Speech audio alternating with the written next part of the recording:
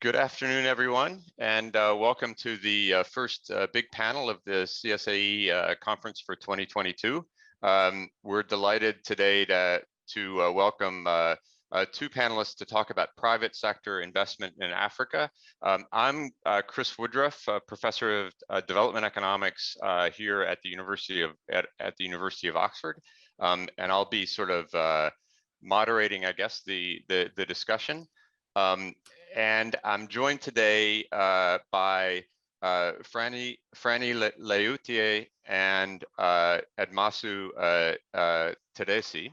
Frannie is the CEO of Southbridge Investments and a senior partner at Southbridge Group, an investment and consulting, financial consulting group in across Africa. She was formerly at the Trade and Development Bank in various positions and has had a long and distinguished career in private sector investment and the private sector development in Africa.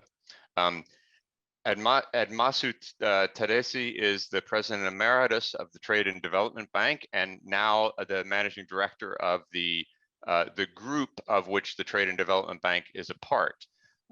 He's also had a long and distinguished career working in finance and financial private sector development in Africa.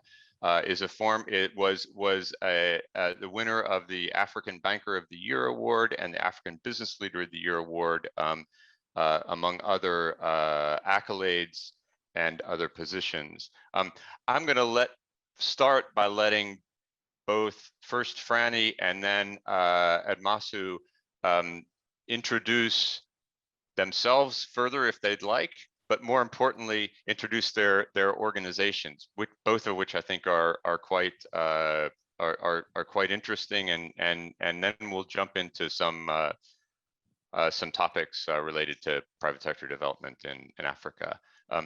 Frannie, can you tell us a bit more about the Southbridge Group? Thank you very much, Chris. It's a pleasure to be here and to see old friends and connect to Pramila and others around Oxford.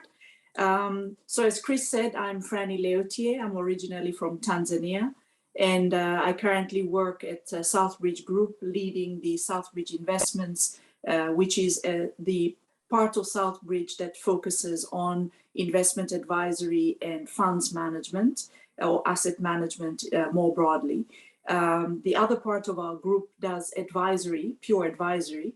And the group was created by Donald Kaberuka, who did two terms at the African Development Bank as the president, and Lionel Zansu, who spent more than 20 years at Rothschild, and PAI, which is one of the largest private equity firms in France, and then became Prime Minister of Benin. So the two of them founded Southbridge.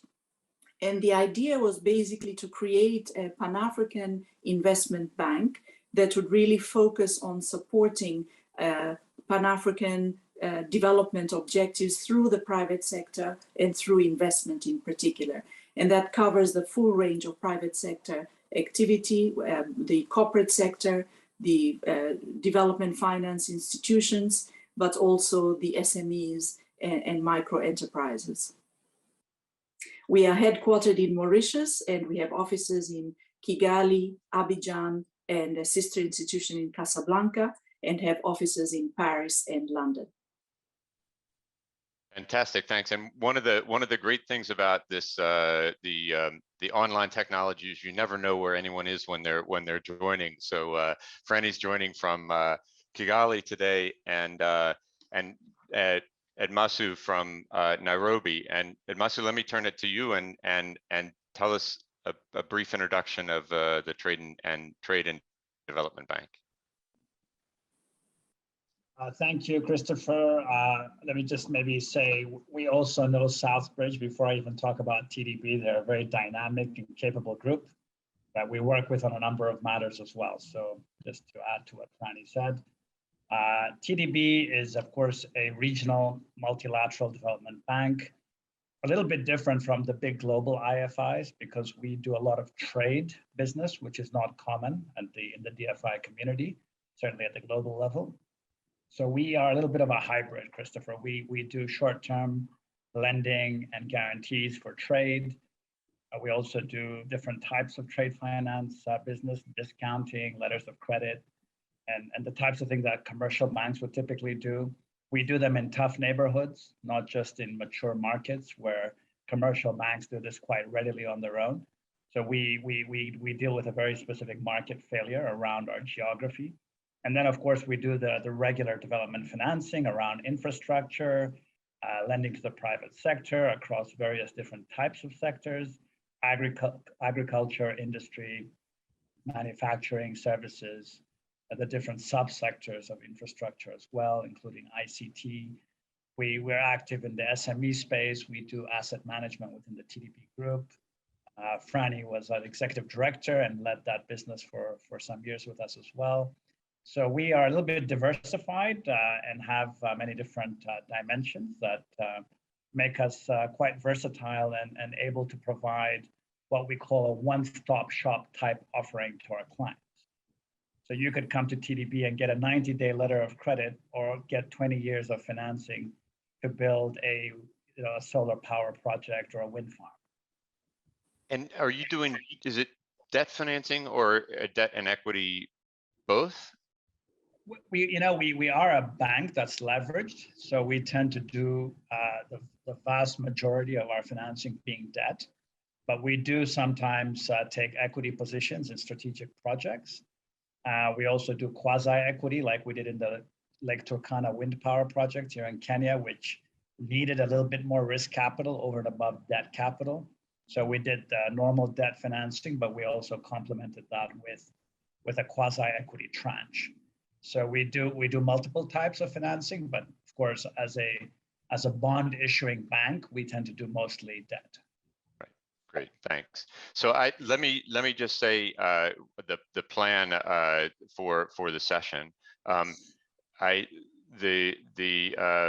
plan is that we'll have a conversation among the panelists for 45 to 50 minutes or so, and then we'll open up the questions from the audience.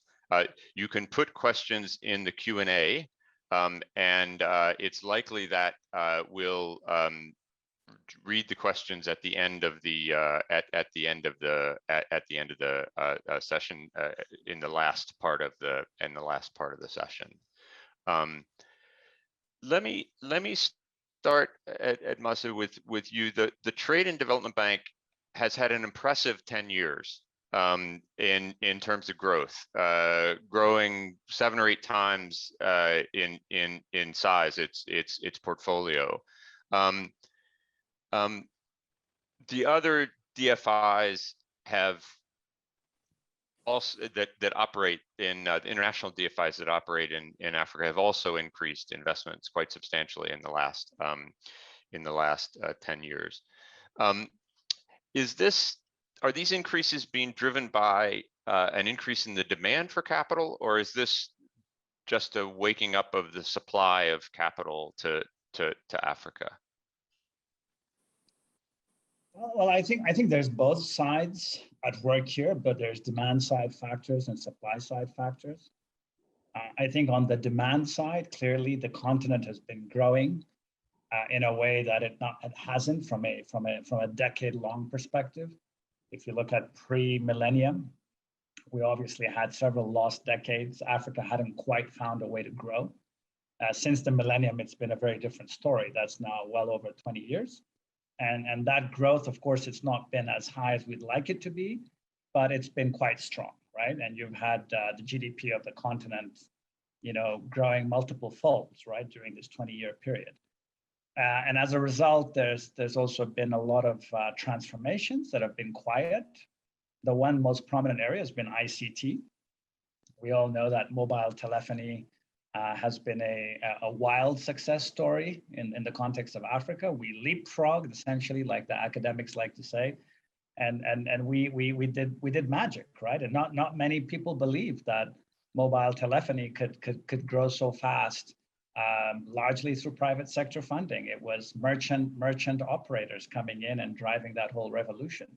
And that's a subsector of infrastructure. Many many people weren't so confident that infrastructure could lend itself so easily to private sector investment, right? So now we're seeing a similar revolution begin to pick up in the power sector, right? Because you have now a lot of liberalization happening in the power space. You have an unbundling of the sector, and there's a lot of opportunities coming through too. Of course, it's not as easy as ICT, but it's also beginning to happen.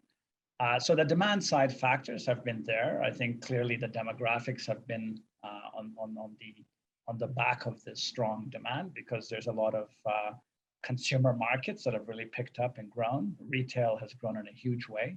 A lot of big reports on how big the consumer market has been unearthed in the African context.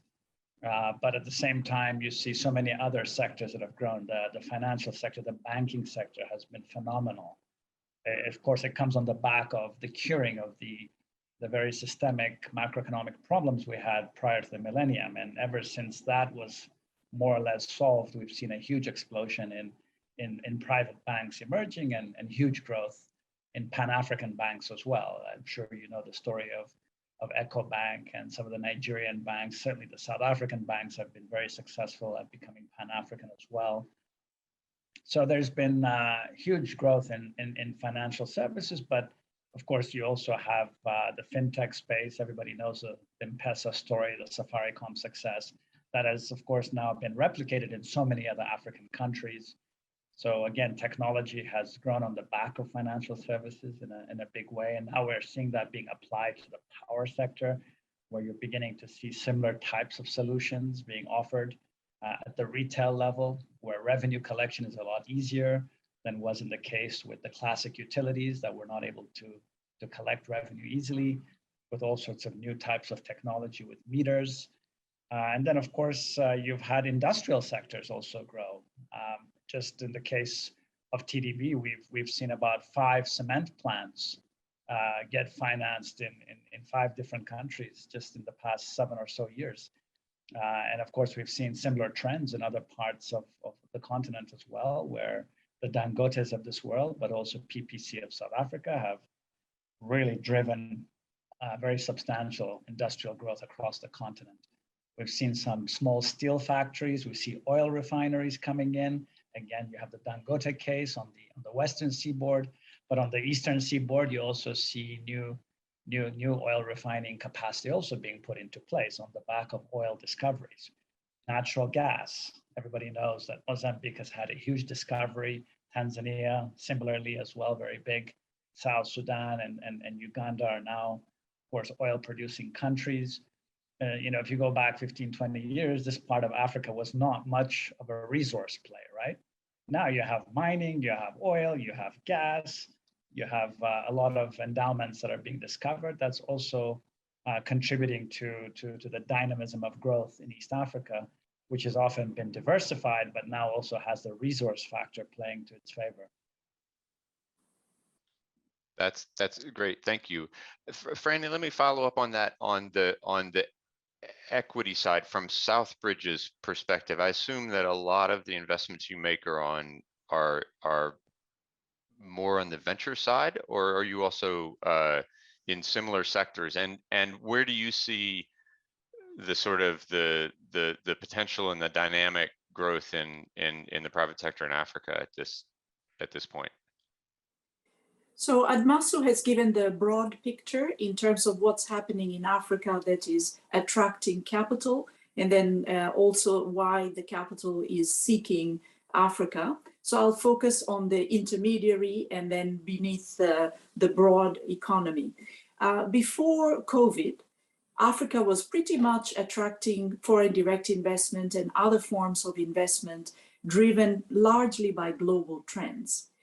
But just maybe a few years, well, 1 or 2 years before the COVID pandemic, that pattern has started to switch, with investors now taking a closer look to Africa, looking at risk in a different way, enabled by the leadership of the DFIs like TDB and the CDC and others who had been taking risk and demonstrating that Africa is a good destination for investment. So that push by the DFIs had opened up the opportunity for other investors to look at Africa beyond the global trends, where if you're looking for yield, then suddenly the emerging economies become an opportunity, and then you look at Africa. Now people are looking at Africa uniquely because of its opportunities. So when you look at what's happening in attracting investment on the equity side, but also quasi-equity and debt, first it's following established local players. Admassu mentioned Dangote in cement. You have logistics is a big sector that has attracted a lot of investment. In the financial services side, there's been a lot of M&A in the banking sector. You have drivers in the fintech space because of the payment systems, even now with cryptocurrencies, currency exchanges, and so on. In fact, the unicorns that have come out of Africa are in the fintech space. So that has been a very dynamic area attracting investment.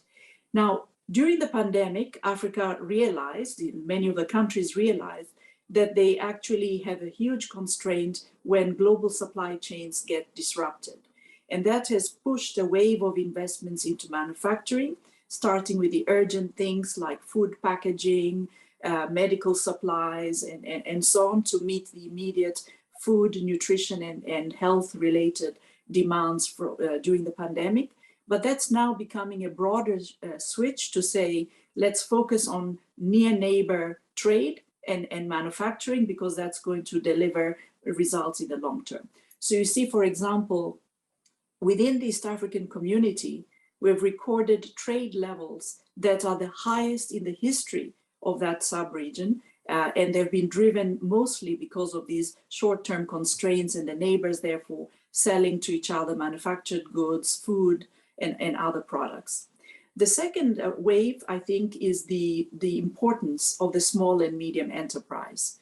When you look across Africa, the private sector is dominated by the small and medium enterprises. Between 80 and 90% of companies in Africa are small and medium enterprises. And they have started to attract very interesting forms of investment, direct equity, which has helped them to grow. You can find this in companies, for instance, that are providing e-mobility, like electric motorcycles in Uganda. You find it in other renewable energy solutions like the large solar parks, whether it's in Morocco or in Senegal. You find it in mergers and acquisitions between small companies in different countries being brought together onto platform solutions, or within the same country, like a company like Africa Eats in Tanzania, or Africa Foods, which covers Kenya, and so on. So a number of these big companies with platform solutions are emerging as well. And that's attracting equity investment. But maybe the last part, and this is one of the areas where Admassu mentioned the role that entities like TDB play, there have been a lot of innovations in the de-risking space, very effective use of insurance mechanisms, guarantees, project structuring by taking the upfront structuring risk, first loss arrangements, and many other forms of de-risking, which have really unlocked a lot of the capital. So even though project finance has declined by 74% in 2020 compared to 2019 because of the pandemic, and even greenfield investments came down by 62% during that period, you see a very sharp rebound because the real value is there and investors have seen it and they continue to come back to the continent, or not to the levels that it was before the pandemic, but coming back nevertheless. Great, thanks. And let me reiterate to the audience: if you have questions, you should put them in the Q&A, and we'll pick those up. Starting in a little while. Frannie, let me follow up on this a bit. I guess I wonder sometimes whether the success and the growth of the DFI's investment in Africa should be read as a positive sign or a negative sign, in the sense that is it de-risking and drawing in other capital, or is it replacing a lack of flows from other private investors? And how do we think about the relationship between pure risk private capital and the DFIs. Just to give one number, Africa received around $3 or $4 billion of private equity investment last year, and India received about 45 billion. The flows are encouraging, seen in one light, but still modest, seen in another. And how do we think about what it will take to sort of increase the flow of real private capital from players other than the DFIs in Africa? I think there are three key things or key factors that one should look at. The first one is to distinguish amongst the DFIs. So you have the DFIs like TDB that actually are working in the commercial market space, and therefore they are taking risk and they are investing in risky areas, and therefore they are really functioning like private capital. And then you have the other DFIs who come with concessional finance and more blended finance solutions, even though TDB does blend as well, but because it does really take this hard commercial look to look at sustainability, not only from an impact point of view, but also from a financial point of view, they're a different category of DFI. So I think, and I'll leave Admassu to come in on that, but that's a positive trend in my view, because it's not substitutive of private investment. It's actually complementary and even results as an opportunity to attract private investment because of being able to have a proof of concept or to demonstrate that you can actually be profitable in Africa without requiring subsidies or grants or other forms of blended finance. Then there's a second category, which is the role that DFIs play in market opening, because a lot of the markets are still forming and there's a regulatory work that needs to be done. There is pricing information that needs to become visible and transparent. And by the DFIs coming into that space, that information asymmetry is addressed, and that makes it then possible for private entities and investors to come in, because they really don't know Africa as well. So the more and more information you can provide, the better it is for investors to come in. And then the third piece, I think, is the complaint that many investors have that there is no pipeline. So a lot of the really interesting solutions that have come about have been where project preparation, taking those prototypes or pilots to a certain stage where they can be scaled, has been a very important role that DFIs have played in order to show that this is possible, and therefore bring in a private investment in large volumes. Now, that being said, I'd like to point to a number of examples where the private sector has come on its own because of ability to seek capital and to actually benefit from the information revolution we are all living in, using satellite data, for example, to understand how big a city is and therefore the demand for electricity and the potential value of a distributed solution for electricity using solar or other renewable energy solutions. That could not have been possible without that data revolution that we are living through. Similarly, in the retail space, if you look at all the food and logistics companies that have come on, riding on the potential for e-commerce, they have come again because of the data revolution. So the investments that Africa made in the ICT space, including the fiber optic cables that now connect almost all of Africa, are beginning to show value because the information that is needed to make good investment decisions, coupled with the data revolution that we are living in, is attracting investments into areas that you wouldn't have imagined before. Take the circular economy, which is one of the key areas where Africa could really lead in, whether it's in food waste and recycling food waste, or in the garments and textile sector, or any of the other circular economy examples. The fact that you can link a global supplier to a local demand, very much localized to an individual level, and know the patterns of consumption and consumer preferences, allows these markets to grow and evolve because you are able to do that. So I think, to me, I see the DFIs by classification, the concessional versus commercial, and within the commercial, they are really they are the canary in the mine that tell the rest of the private sector, this is actually an area where you could come in. And the concessional finance DFIs can come and finance the very complicated work of pipeline development, prototyping, and other forms of solutions. And then the rest is really happening on its own with the data and information asymmetries being addressed as we go along. Fantastic, thank you, Admassu. Let me turn that question to you and ask what is it you think the DFIs like Trade and Development Bank need to do in order to pave the way for sort of an increased flow of private investment in Africa? Well, Christopher, I think we've heard from Frannie that de-risking has been one important role that DFIs have played, and it has a spectrum to it, as has been mentioned.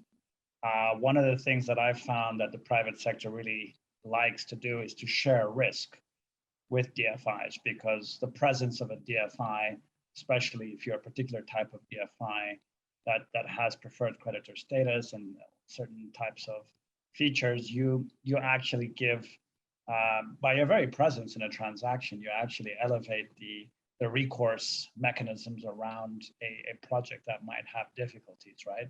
So you have that aspect of things, but I think sometimes the discourse is very conceptual and doesn't always speak to the practice on the ground.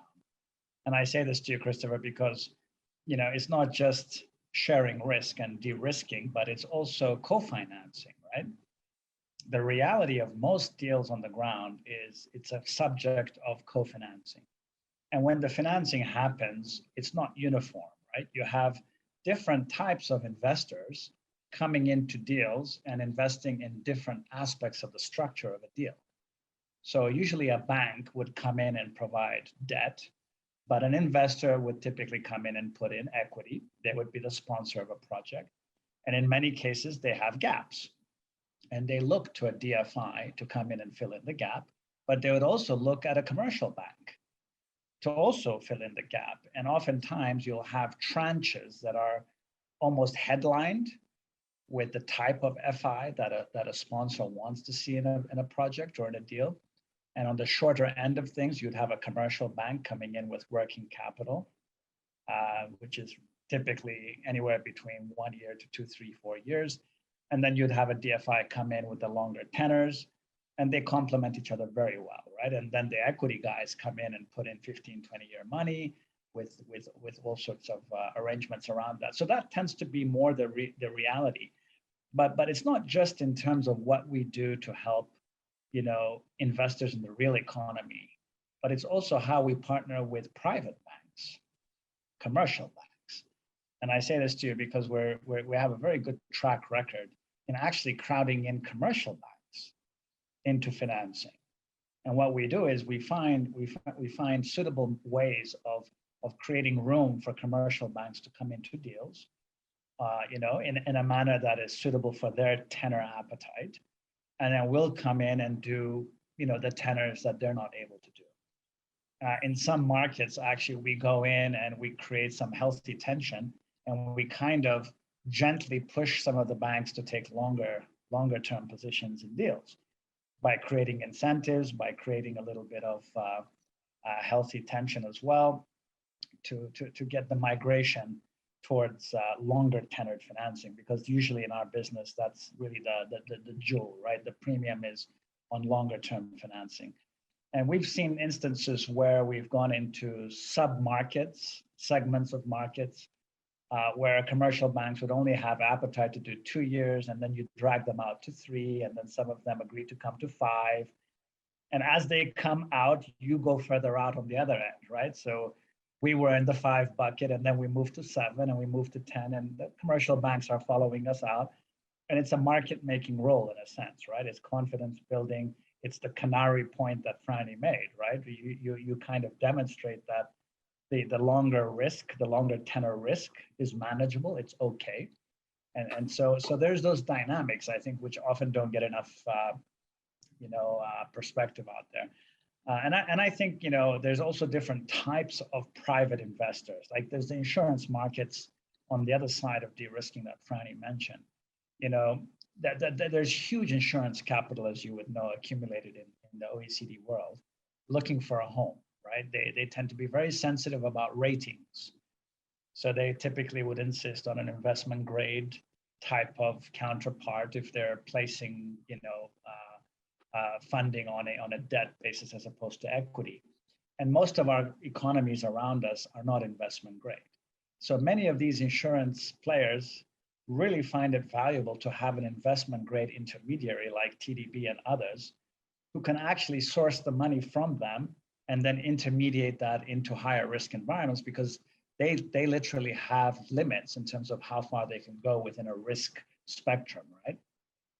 And we do that a lot. And just something that's not common, Christopher, we've managed to also innovate our own capital structure, because I'm sure you're aware that pension funds have often been criticized for not really investing enough in the real economy. They always look for safety. Many African pension funds invest outside of Africa for obvious reasons around risk perceptions. We've managed to attract pension funds to invest in our own risk capital. So that's a PPP model as well, right? Which is not typical for most DFIs who are 100% state-owned, right? We are almost 35% owned by institutional investors. And what that does is you give private investors another way of getting exposure to the development sector, but you know, the subsector that's able to do business on commercial terms, like Frannie said, you know, that sort of more harder side. But by doing that, you're not investing government capital, taxpayer money, but you're actually investing pension money and insurance company money. And we pay dividends to them. And they love the fact that they have this blended model that they can work with, where you get a triple bottom line effect, right?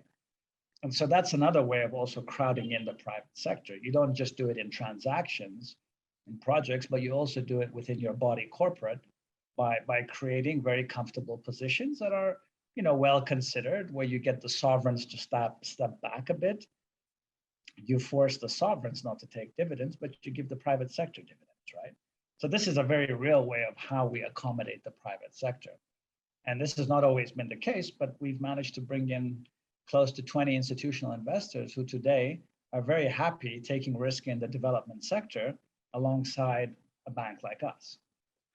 And so when I think about risk, obviously insurance and those sorts of products are part of it. But you mentioned Admassu, the power sector earlier, and when I think about risk in the power sector, I think about regulatory risk and investments which are fixed capital and have a very long payoff that require, you know, a contracting over pricing and so forth.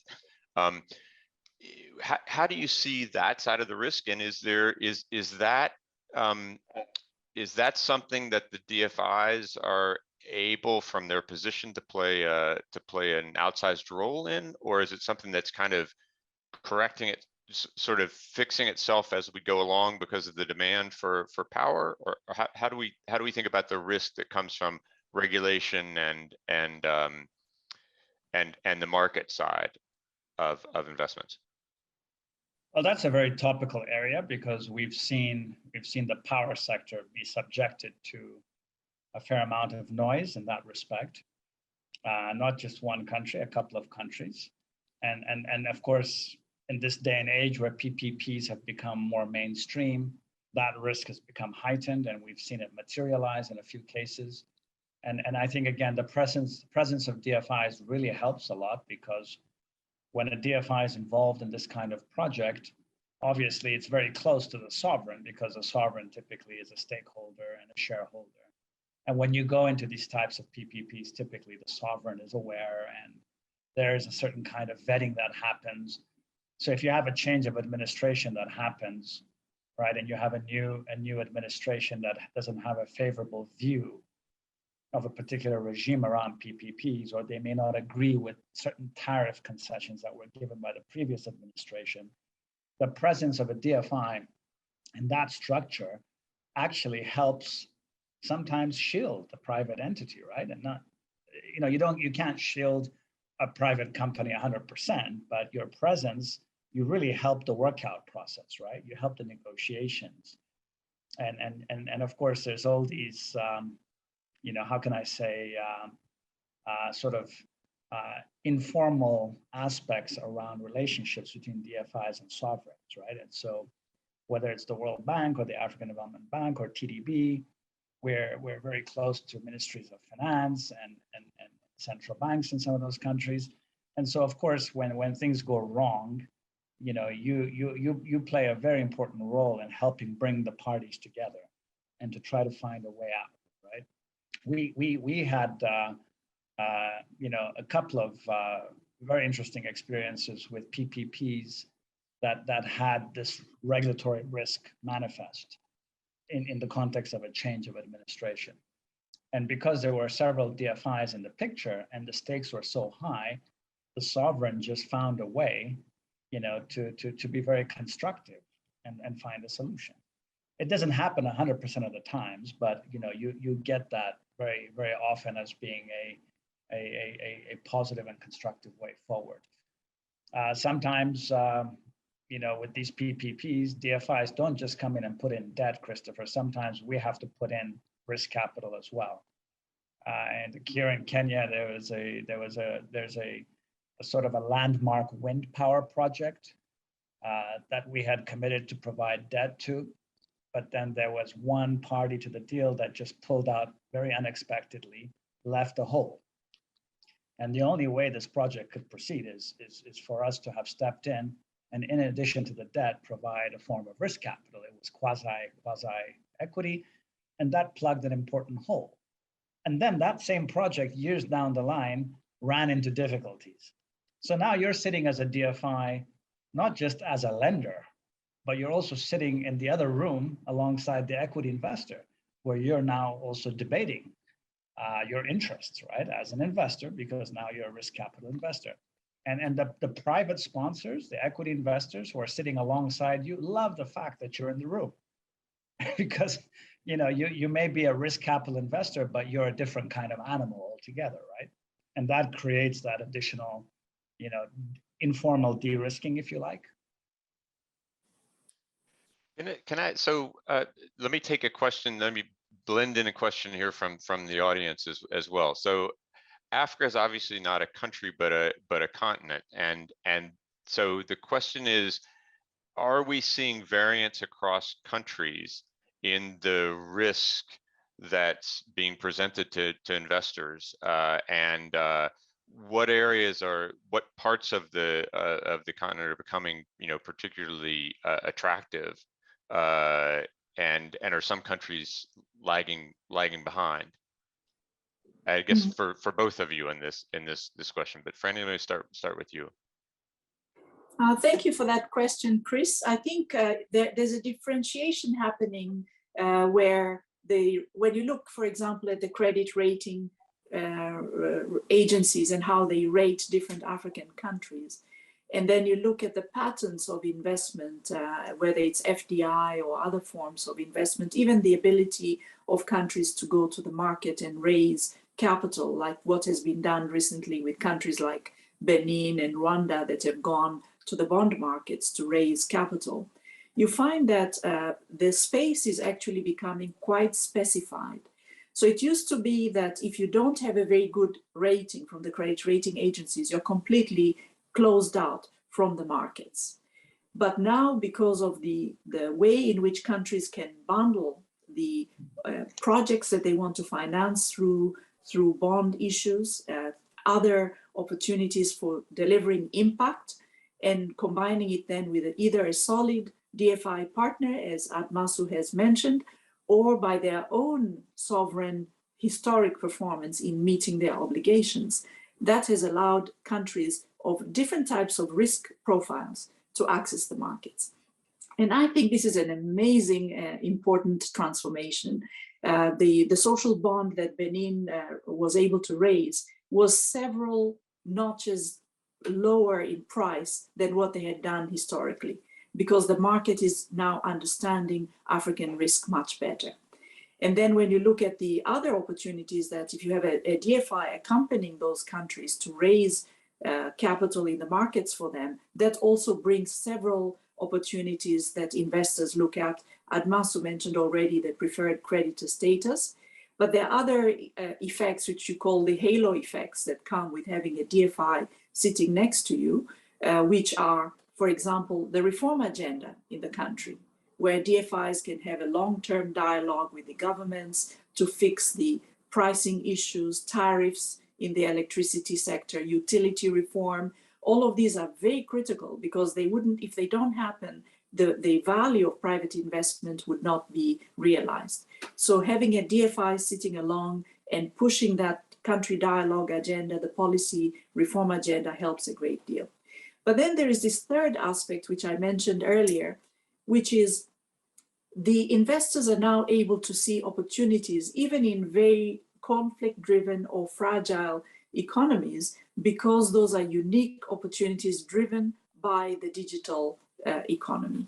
And therefore, you can go to Mali, you can go to Chad and find opportunities that are feasible for private investment when you wouldn't, for example, be able to invest in a large infrastructure project in that same country because of this distinction that investors make in risk. And the last example I would provide is the innovation in the public-private partnerships. One of the first things I did when I joined Southbridge was to advise a government that was seeking large-scale private investment to build an industrial park to transform the cotton sector to be able to manufacture textile locally and garments, and therefore add the export value beyond exporting just raw cotton.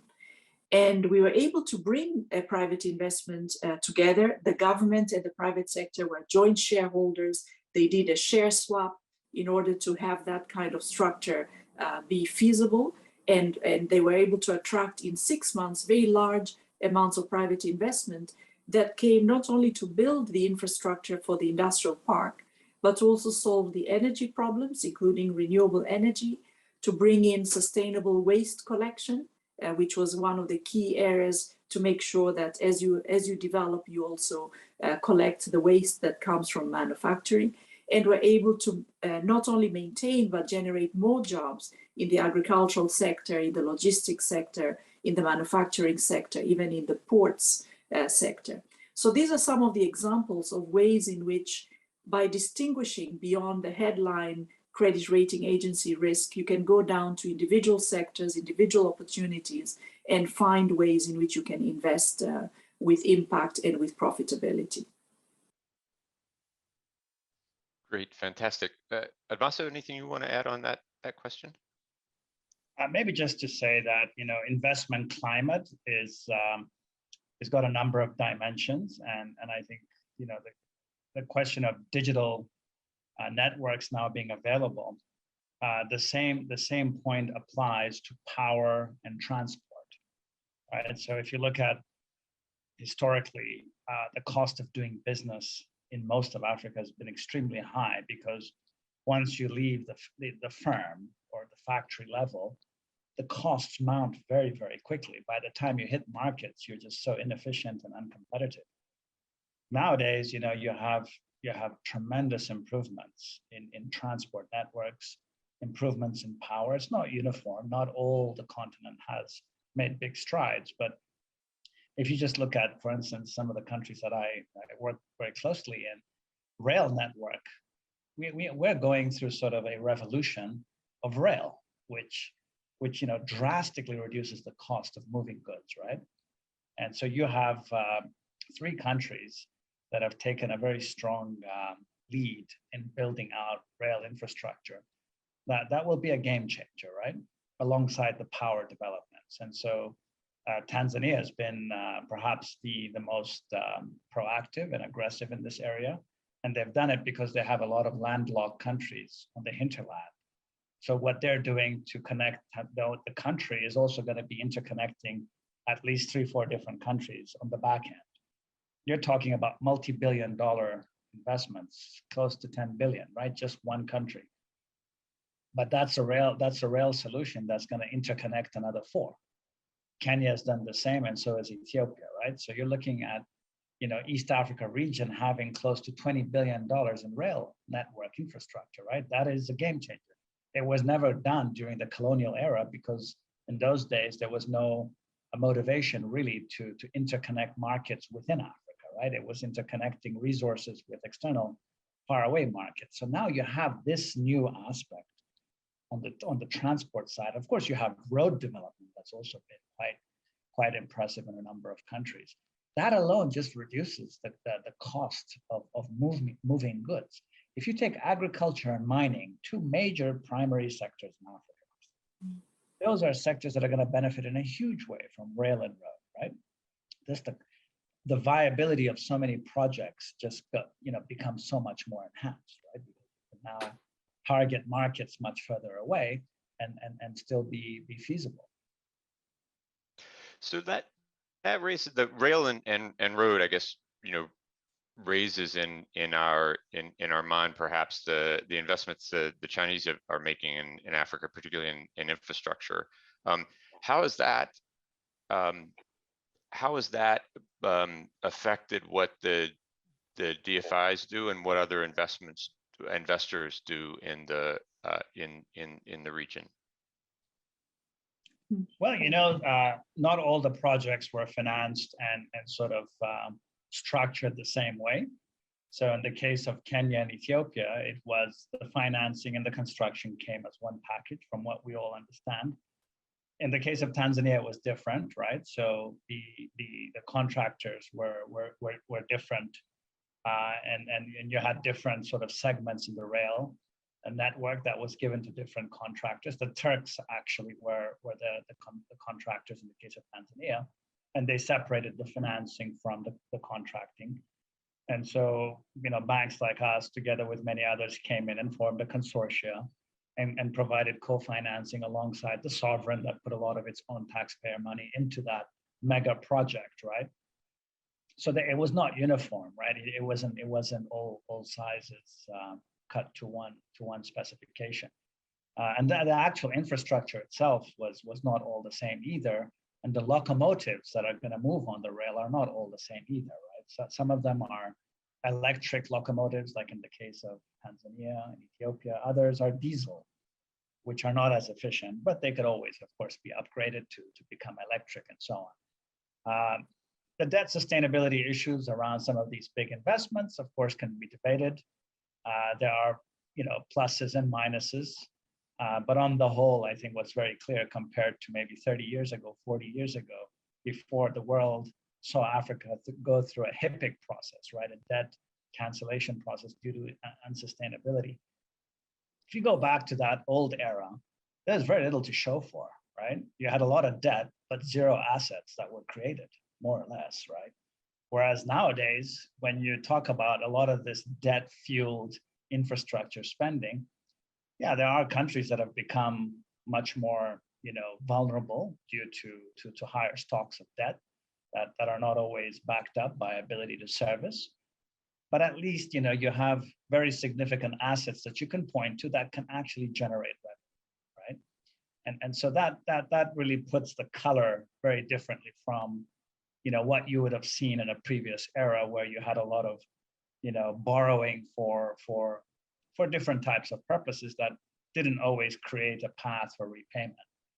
Once these major rail projects get off the ground, we're seeing very interesting developments within the green economy, right? With mining around cobalt, copper, lithium. These are all the new fuels of the future, the green fuels, right? And it's going to be driven off of that kind of resource extraction. There can be value addition, but even if there's no value addition, exporting that to whichever part of the world is going to process it and add value, the rail will make a huge difference in actually getting those investments to work very, very profitably. And so I think it's a very different debt issue these days from what we used to have back then. And Chris, if I may, I think there's also a question of critical mass, because if you take the trunk infrastructure that was invested in 2-3 decades ago, let's take the Tanzania-Zambia Railway, the Tazara Railway, which was funded with Chinese investment. That was supposed to take minerals from Zambia to bring them for export to the port of Dar es Salaam. And at that time, the efficiency of the port of Dar es Salaam was not at the level that it is today. There was only the copper minerals running up and down the railway. Now you have interconnecting rural roads that bring agricultural produce, that bring passengers and other activity running on that same trunk infrastructure. So I think the level of development that now a number of countries have gotten to allows some of these very heavy original trunk investments in infrastructure to now add value because the foundation is there. And when you couple it then with the digital economy, which Admassu has mentioned, you then get those exponential growth opportunities, which were not possible in the previous decades. And then the second important aspect is domestic revenues. The bulk of these investments are actually funded from domestic revenues. Something like 90% of the source of revenues to fund infrastructure in Africa is from domestic revenues. And therefore the ability to collect taxes, and that's where the economic growth kicks in. And right now, with what's happening now with the war in Ukraine, the cost of the value and price of commodities is going up. So the commodity-rich countries are going to have, a windfall of revenues that can then be redeployed into infrastructure. And I think you will start to see bigger domestic investments coming to support that need. And then the last aspect is more around pricing. In the several decades ago, the average person couldn't afford the train ticket that would cover fully the operational cost of that railway. And therefore, prices were highly depressed.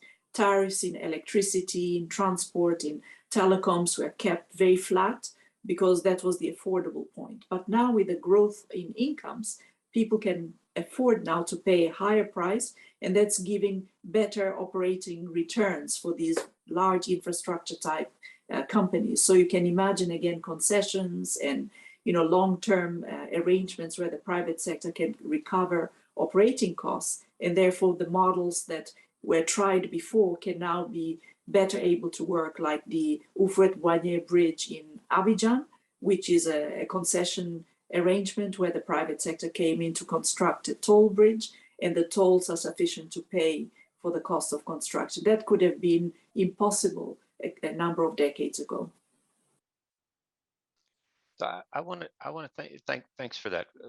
So as I want to switch topics a bit.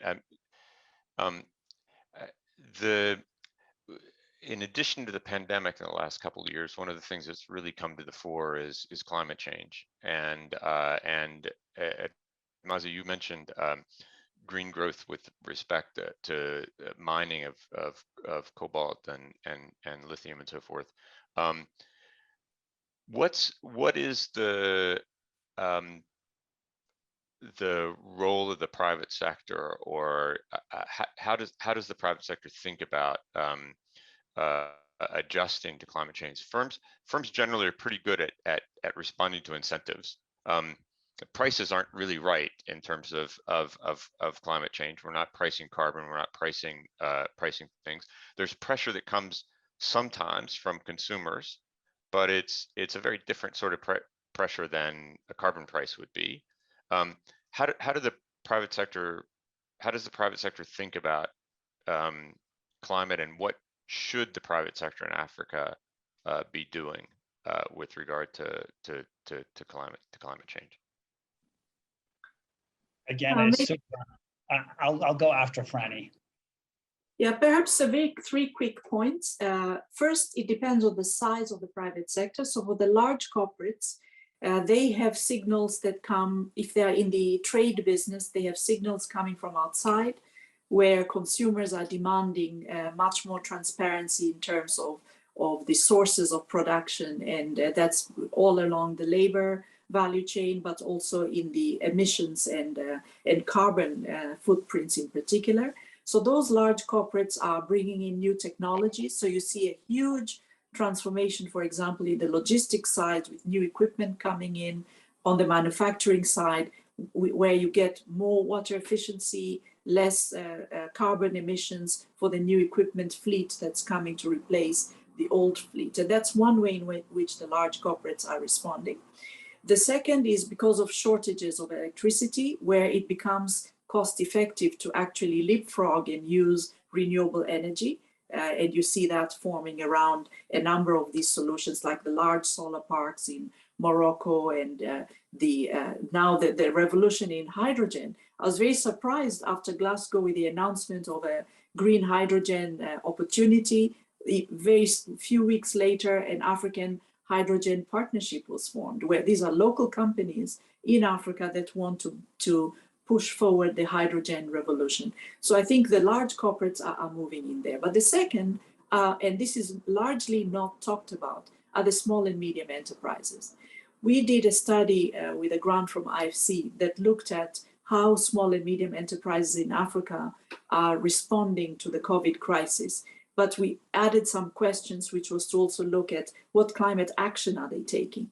And it was quite surprising for us to see the degree to which small and medium enterprises are embedding in their growth strategies climate action. Partly because it's the way to bring down their operating costs, but also because they want to tap into a market that is green in terms of the demand side for their products. And that's a very positive movement. And then finally, I think when you look at the commitments that African countries have made in terms of their unique pathways to the green transition, a lot of those commitments were signed off by the private sector in each of the countries concerned, so that when the countries start to track, it incorporates what the private companies are doing. So if it's natural gas companies saying that they would now also look at carbon displacement in the charcoal sector, for instance, in addition to replacing diesel and other heavy fuels because they have a much better or cleaner record, as an example. So I think those are three different and distinct actions that the private sector is taking for different reasons: market signals, regulation, but also opportunity. Fantastic. Admassu? Yeah, I think technology is clearly an exciting area that can begin to change the constraints that we've always understood exist. But I think your point around incentives being weak, I think that's a given. I think we know that the carbon credit initiative has never really gone the way we had all hoped it would. I think the capital markets don't always give you a green discount, right? So if you raise thematic capital, you sometimes think that there would be an incentive around that, right? Because you're doing, some of the heavy lifting around a different pathway. But again, that doesn't always come through. From time to time now, I'm beginning to hear there might be bits and pieces of a discount that could be made available, but it's not very significant. So the incentives really are not strong enough, but I think credit is due to the DFI loan market, because I think that's where you begin to see strong incentives. I think the Europeans have really been very good in that regard. They give you very good incentives to finance clean energy, to do adaptation projects that would help the transitions that need to be embarked upon. So I think there are some incentives out there, but it's not yet in the mainstream markets. There's a lot of greenwashing, as I'm sure you've heard, right? SDG washing too.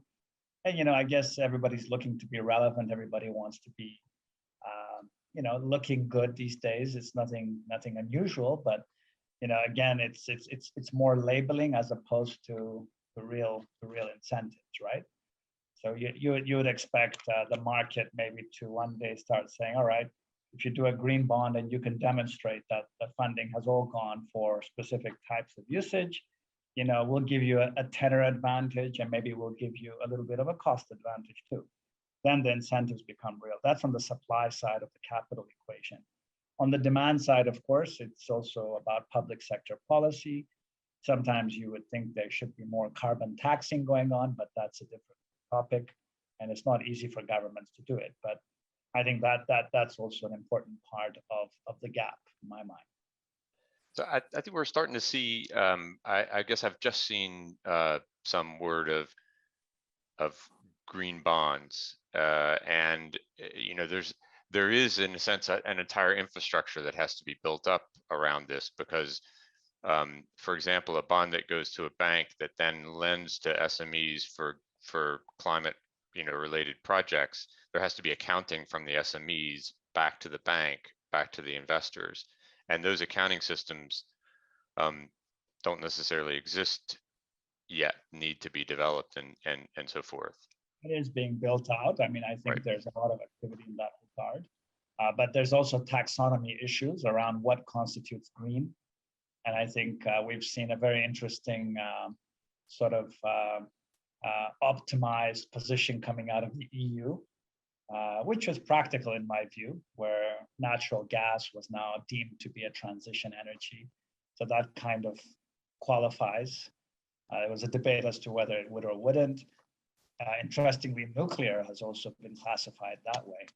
So yeah, I mean, I think that space is developing quickly, because of course it's going to be a necessity to be able to actually almost certify how you've used the funding, and you can't just label and have loose arrangements anymore. I think the demands are getting very strong in terms of the demonstration. I think the role that you mentioned you're playing within the CDC space, I guess you're going to be very seized with this aspect of things around impact reporting and how you can, trace it back to specific funding flows, right? Right. Yeah. And yes, and both accounting, additionality, all of the issues that come from this when you start to think about the climate space in particular. That sort of brings me to a question that I've been puzzling over in my own mind for the last while, which is there are a lot of sectors that are not particularly green by nature and very difficult to make green. And I'm thinking about cement and fertilizer and particular fossil fuels, of course, as well. But really, as a continent, as a group of countries that's growing and urbanizing very quickly, you've mentioned earlier, both of you, agricultural markets and the potential in agriculture. Those two commodities seem to me sort of front and center in a sense, cement and steel and other primary products, and as well as fertilizer and agriculture. I think there's increasing pressure that's going to come towards not financing investments in those spaces from impact investors as we focus more on climate. How do we see that? How do we see the trade-off between, the need for these products to stimulate growth on the one hand and climate on the other? So 3 quick points. I think, first of all, by having sustainable housing, which cement is very critical as a solution, you have an impact on other climate factors that are going to get worse in impacting African cities, where flooding, for instance, is one of the key risks that small businesses face, that housing markets in general face, and the urban infrastructure faces. So cement is very critical in getting more durable construction in the housing sector, but also for infrastructure. So that sort of balances out the risks of actually making the cement, because it manages to reduce risk in other areas. Second, you have the hydrogen revolution, because even if you generate hydrogen using fossil fuels, there is an opportunity. You can use the carbon dioxide to manufacture cement and fertilizers, because they need carbon dioxide in the manufacturing process. So there could be a way to organize the greener energy and the construction of opportunities in the manufacturing space by absorbing that carbon. And then I think the third is more around alternative materials, because I think cement has been used because it's the one that's easily available, easy to manufacture.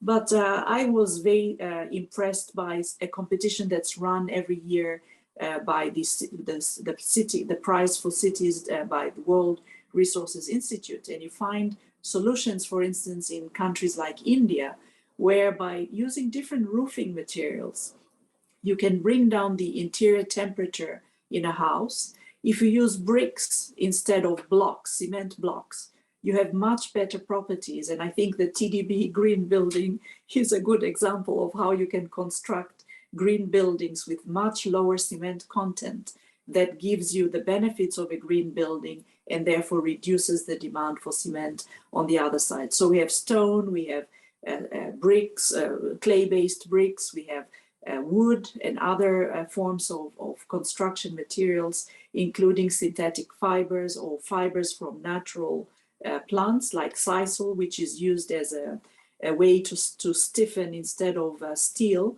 You can use sisal fibers to reinforce bricks, and that gives you the strength of materials you need to construct. So I think these three solutions could be quite useful. One is carbon sink.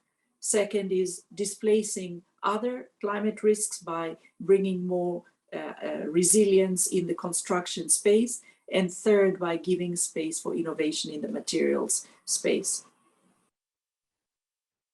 Great. Admassu, you mentioned investments in these spaces in cement and in oil and gas as well. Are you beginning to see more pressure about those investments, or do you think that's coming, or what's the trajectory on these sorts of investments and financing them? Yeah, definitely. I think the writing is on the wall, as they say. I think the pressure is coming for sure.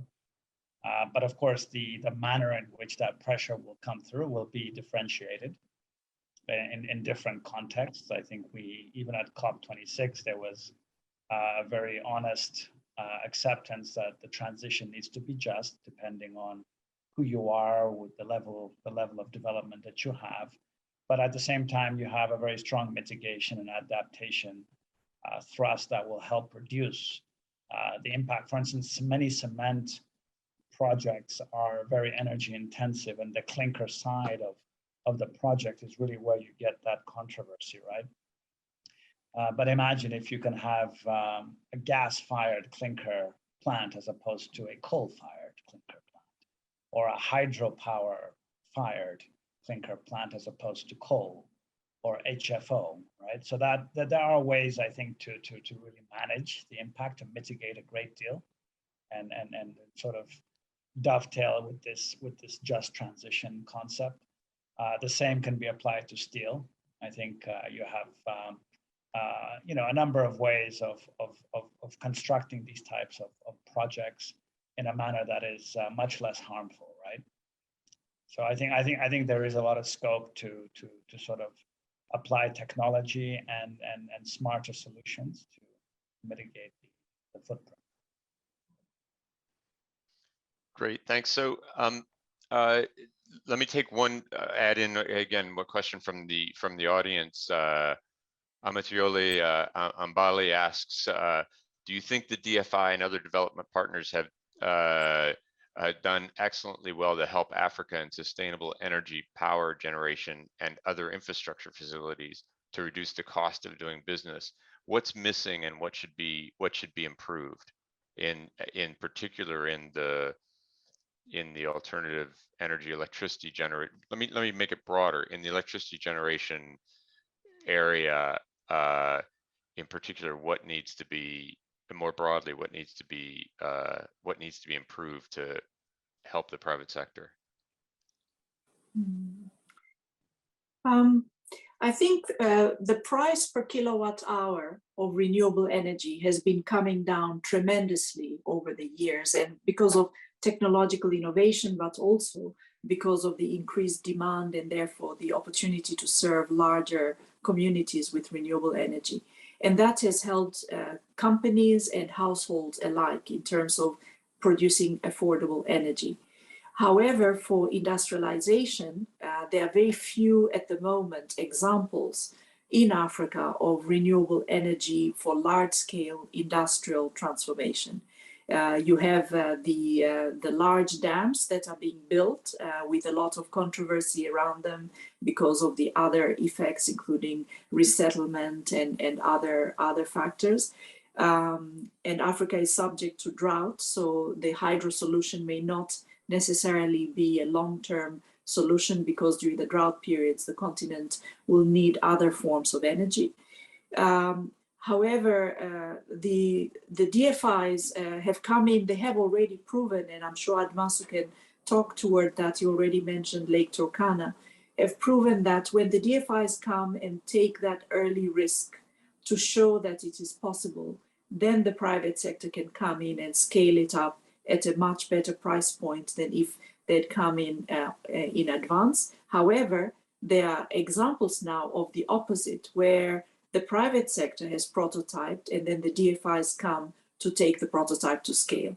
So this is the role I think DFIs can play, one in supporting innovation and bringing it up to scale.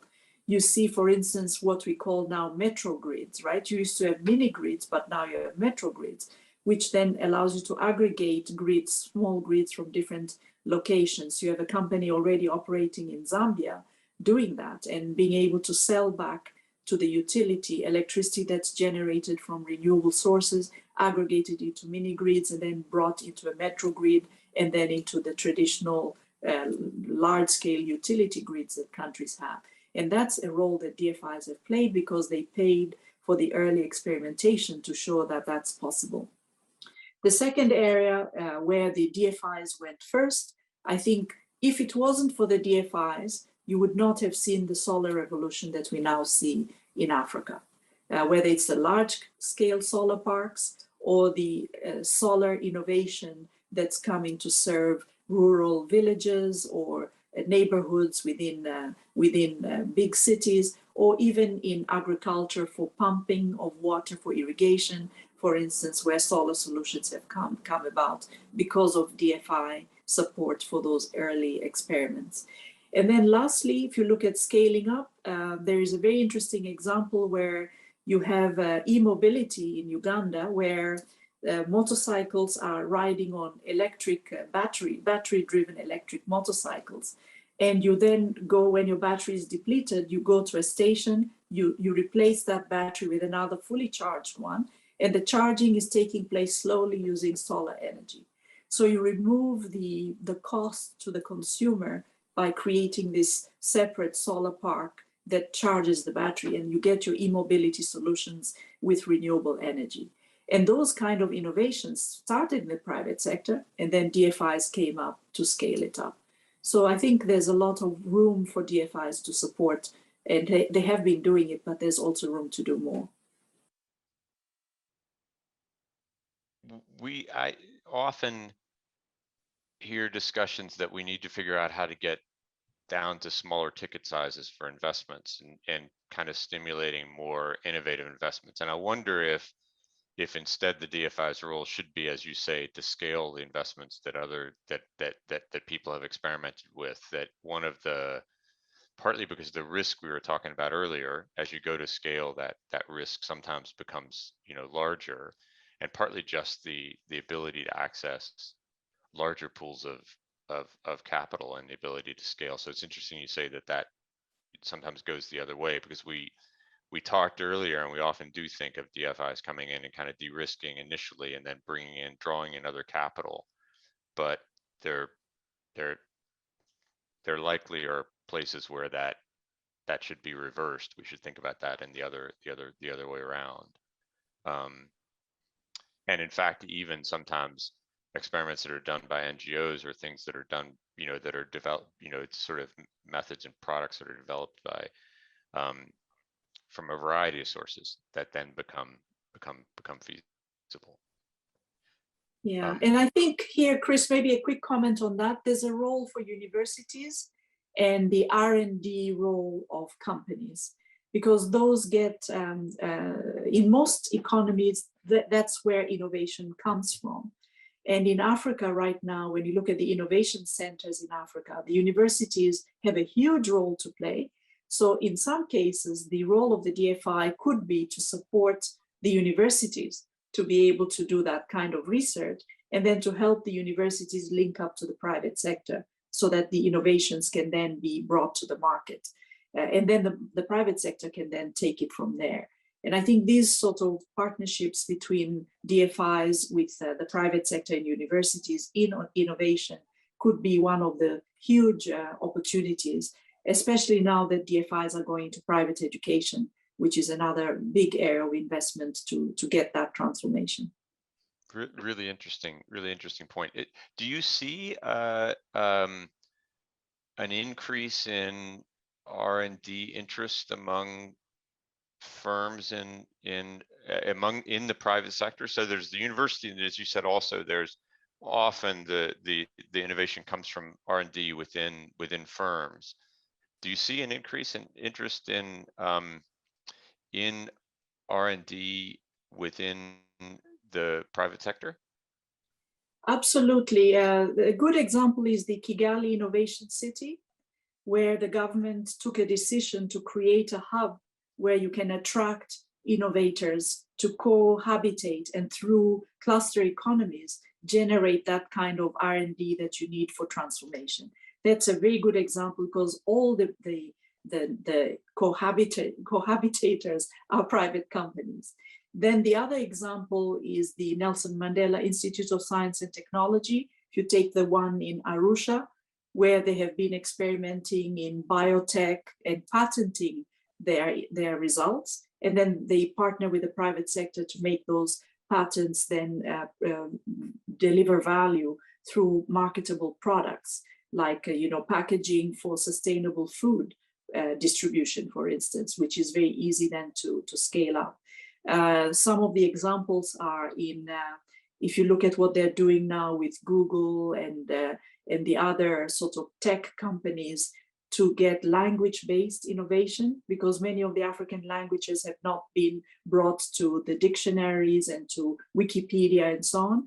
And a lot of communication is happening in local language. So if you go to innovate in that space, you can open up e-commerce, you can open up communication for health and other education and other forms of using that information. So a lot of innovation is going on with the drivers coming from both sides, either private sector looking for partnerships with universities, or universities and these innovation centers attracting private investors to come in and do R&D in a cluster. So can I? This is super interesting. Admassu, as from the perspective of a DFI, do you have relationships with the universities along these lines? And if not, what do you think the constraints are that have to be overcome to develop those sorts of relationships? Yeah, good question. We actually have formed a strategic relationship with a think tank that does have those relationships, but it's more around the economic research side of things, development research, and that is the ARC, which we all referred to at the opening of this discussion. So we work very closely with the African Economic Research Consortium in different programs now that we're looking at. We're looking at having teams that could do very specific financial modeling so that we can do more upstream to help sort of get projects up to feasibility stage by having a lot of financial modelers work within universities together with DFIs so that we can spend more time ex ante, right, before even the projects come to financing stage. And we know that this requires heavy lifting, it requires a more long-term perspective. So we are looking at a number of universities where we can actually have teams of PhD students who might be able to really go deep into some of these projects and help suss out some of the various CBA perspectives that would allow us to get more traction in looking at prospective projects, right? So that is one area that we've been thinking quite deeply about. So we hope to be able to do that with a bunch of universities in partnership with the AERC. I don't want to discourage you from working with economists and people in finance, but is there the possibility of doing anything on the more technical side? What about sort of science and innovation? A lot of what you've talked about, whether it's hydrogen or some of even within the electricity space, there's still technological problems to overcome, and some of those are going to be region specific. How do we make sure that the investment on the R&D side is there to support this transition that we've talked about, and that you sort of, I think, rightly say needs to come, but has barriers in the way. Maybe two quick comments. One is using university students and professors as consultants. Because if you have these very complex, technologically complex projects to get off the ground, you normally would do feasibility studies and look at the viability of those technologies, and that requires expertise. And this is what was done, for example, for the telecom sector, and that's why Africa has been so successful in telecoms. There was a strong partnership with researchers to understand the technology and to see which technology would be best for Africa given where it is, and therefore made the possibility for leapfrogging. And I think DFIs can do a lot in supporting that kind of research for the projects that they finance, for those early stage sort of experiments, feasibility studies, or technological choice work that is needed. But the second one, and I know here TDB was a pioneer in that, is in bringing these young professionals who would come and spend some years at TDB and then go back to school. And they came with all kinds of technical backgrounds, whether it's in agricultural sciences, which was very important for structuring agricultural trade finance projects, for instance, or they had very deep knowledge in physics and mathematics and could understand the trade-offs in the energy and electricity side. So I think that partnership where either you bring them as young interns or mid-career professionals who then go back to university and study, so you have a win-win in terms of experience being brought back to universities and expertise in science and technology coming to the DFIs.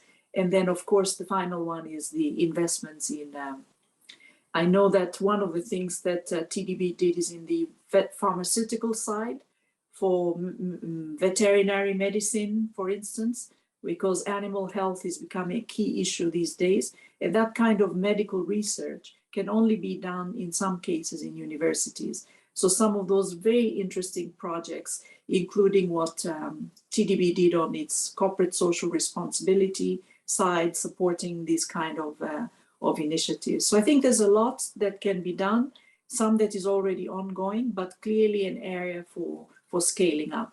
I look at a university like Oxford or MIT.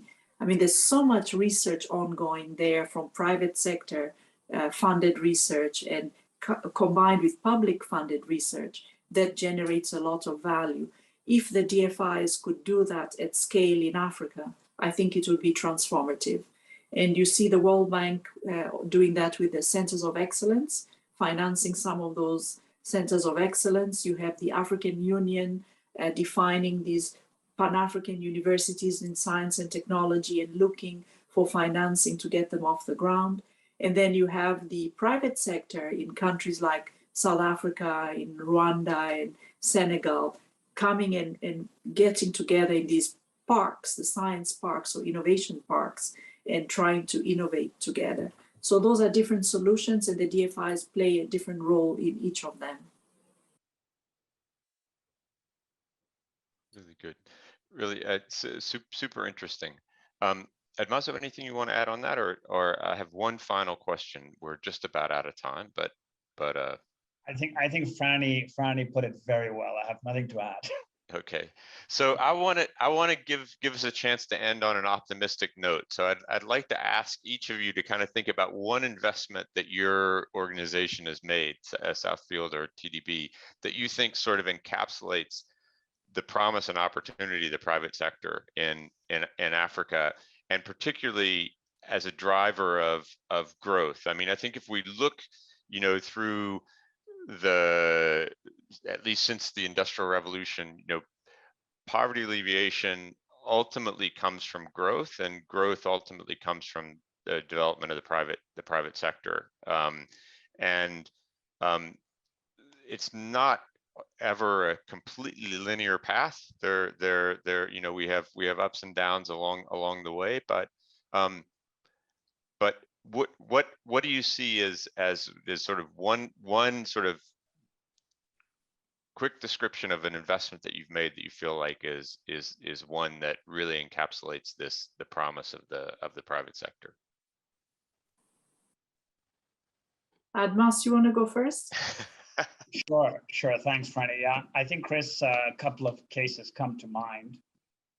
But I think if one is talking about a private sector-led project, I would say ICT. There was a particular case of a fiber optic cable company in a sort of economy that is not always seen as being the most attractive because of size and maybe because of some of the challenges they've had. This is the case of Burundi, where we were part of a fascinating project that's turned out to be quite successful. It's called the Burundi Backbone Systems Project. It was a PPP that involved many different players, but of course the private sector was the primary player. I like that one because it was obviously in a frontier market that had some fragility in it, but it was a PPP on top of that. And it's a project that turned out so successful, they prepaid the loan even before it was due.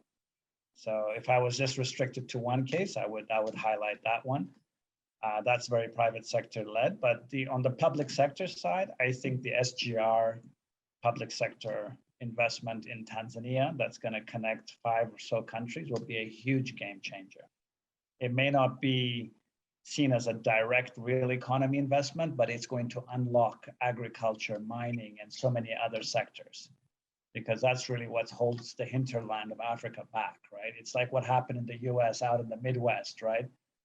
Chris, I'm sure you would relate to that well, right? Having that whole go west young man philosophy, right?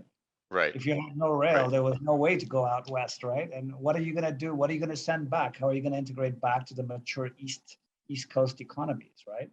So, you know, Africa's at the sort of cutting edge of that kind of process. So I like those two particular. Right. Fantastic. Frannie? So the two I have, one is a PPP, the other is purely private. The purely private is a digital platform for access to finance to micro enterprises, which in a short period of time has allowed them to not only invest in working capital and employ more people, but actually to invest in solutions like warehousing, energy, using renewable energy solutions, upgrading their logistics arrangements, and therefore interconnecting to all of these sectors we've been talking about, but through the backbone of the micro enterprises who are in the millions when you look across Africa, and their growth is going to be transformational. But what I really like about that investment is that we have a digital impact tracking that we have overlaid on top of this, and therefore we are able to see not only the financial return, but the impact in a very dynamic way. And we can combine science, machine learning with human behavior and finance to get that kind of transformation. The other one is the public-private partnership that I mentioned, which is bringing in investment that connects farmers to industrial parks with renewable energy, recycling of waste, and connecting all of that to manufacturing and exports, because it's a total value chain transformation. And it could only be possible because the private sector came in to invest and did it during COVID. And that, I think, was a very strong signal, because a lot of investors sort of left or put things on hold, but that one went through because they saw the value of investing in such an arrangement. Fantastic, both of you, great examples, and interesting that you both picked at least one of them in ICT, which I think is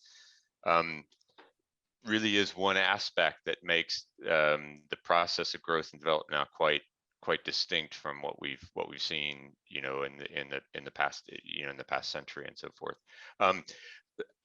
Look, thanks to both of you. This has been a fantastic discussion, an enlightening discussion. I've certainly enjoyed it, and I'm sure the audience has as well. And thank you both for taking the time. I only wish we could have done this in person here in Oxford, but fortunately the ICT technology has gotten to the point that we're able to do this really quite seamlessly from a variety of locations and spread quite far apart. So thank you again, and I hope to at some point welcome you to Oxford for a conference or an event here.